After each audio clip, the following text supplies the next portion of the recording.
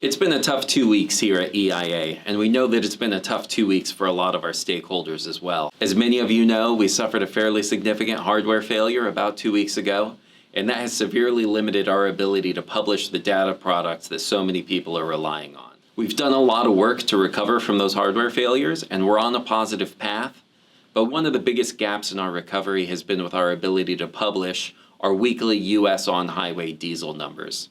A lot of folks in the trucking and transportation industries have been reaching out to us about this data. A lot of you have been reaching out to me directly through our media inbox.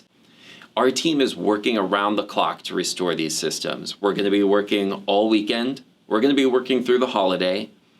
We know that we will not be ready to publish our on-highway diesel numbers July 5th, which is our typical schedule, but our singular focus is to bring these systems back online so that we can publish our June 20th diesel numbers, our June 27th numbers, and the July 4th numbers that we would have published on July 5th. And then we want to return to our normal publication schedule so we can get these numbers in your hands when you need them. I'm going to be back with another update on July 5th on Tuesday. Until then, we wish you a happy 4th of July, and we appreciate your patience and your faith in EIA.